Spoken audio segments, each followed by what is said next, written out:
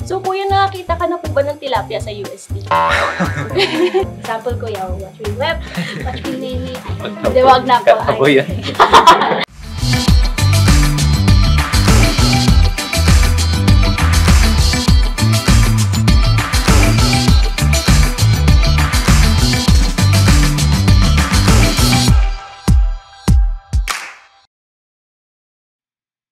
Hello, I'm Julian Rafaela Danigandaya. You may just refer to me as Rafa. I am a 21-year-old fourth-year communication student from the Faculty of Arts and Letters. I'm Sarah Amor B. De Jesus. You can call me Amor, and I'm 18 years old from BS Psychology from College of Science. Hello everyone, I'm Lian Isabel Mendoza. You can call me Lian, and I am 21 years old, currently a fourth-year Accounting Information System student from the AMB College of Accountancy.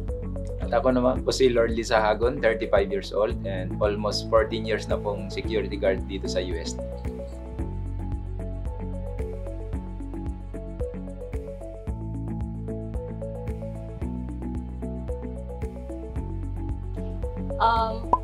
Ano ang pinakamahirap na bahagi ng pagiging university security guard at paano mo yun hinaharap? Siguro po ang mga pinakamahirap na bahagi ng isang pagiging security guard ay yung mga hindi po namin kontroladong sitwasyon, gagaya po ng kalamidad, like yung nakaraang bagyo, pagbaha. So yun po, mahirap siya kasi nandito kami sa university para gampanan ang aming trabaho, and at the same time iniisip din namin yung pamilya namin na nasa bahay, kung paano rin po yung kanilang protection. So parang mahirap sa part namin na dalawa po yung iniisip namin. Pero ganun pa man po, ginagampanan pa rin namin yung aming trabaho para at least maibigay din pa rin namin yung best namin dito sa work namin po. So kuya, lumulusok ka po talaga sa baha no, kapag may mga baha dito sa UST? Yes po, like nung bagyong Karina last July 24, kasagsagan po ng bagyo, nandyan po kami nakalusong, nag-aangat ng mga gamit ng mga ibang offices para at least masalba po yung mga gamit po nila. Then, yun po. So kuya, nakakita ka na po ba ng tilapia sa UST?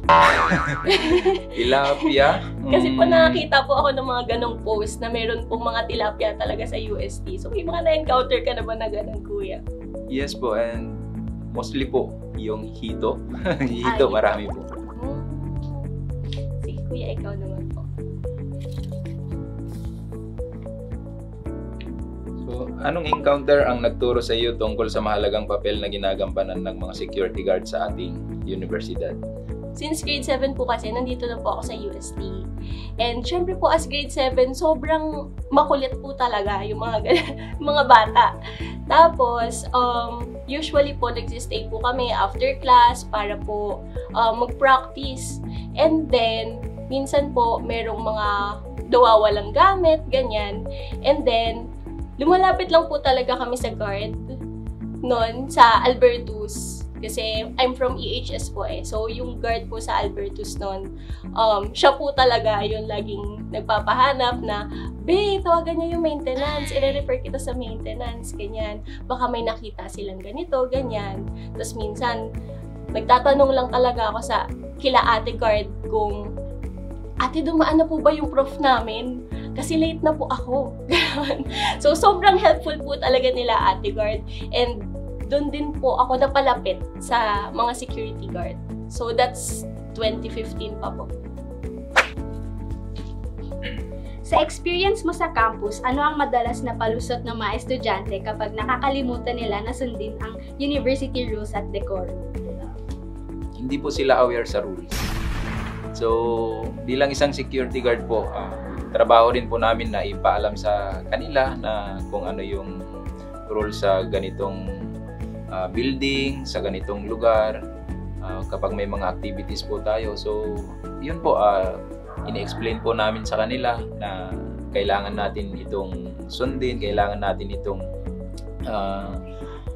masunod kasi kayo rin po yung mahirapan or sa inyo rin po magre-reflect kapag may nangyari. And siyempre kami din po kasi part namin sa trabaho namin na maipaintindi, mai-explain din po sa inyo kung ano po yung aming pinapatupad dito sa university. So, ayun po. Pag naririnig niyo po yun, Kuya, ano po yung iniisip niyo or ano po yung sinasabi niyo sa mga estudyante? Siyempre po, bilang matagal na rin pong security po, alam na po namin yung palusot lang sa hindi. So, ano naman po, very naman po kami, considerate naman po. Pero yun pa rin, firm naman po kami dun sa mga ginagawa naming security measures para for your own safety pa rin po yung iniisip namin. So, one last question po. Ilang beses ka nang napagsabihan ng mga security guard sa buong pananatili mo sa universidad? At ano ang dahilan kung bakit ka napagsabihan? Okay, I'm proud na hindi naman ako usually napapagalitan kasi I'm one to be, masunurin talaga. Lagi takot ako sa rules and I wanna follow rules talaga. So, I'm a goody two shoes kind of. Pero yung mga times na napapagalitan ako is kung naka-shorts ako. Pero yung, hindi naman yung sobrang maikling shorts. Yung shorts na pang chaining kasi nakakatamad magdala po ng mahaba and parang nagtitake up siya ng space sa bag. May one time na pumasok po ako ng building na naka-shorts. So, ang hirap pong pumasok kasi ang hirap po i-explain na hala ko yung may dance training kami. Usually naman kapag ganun, nagpapayagan naman. Pero may mga times talaga na sobrang strict sila na bawal talaga. So, well, for other times, wala naman, parang hindi pa naman ako nakaka-violate.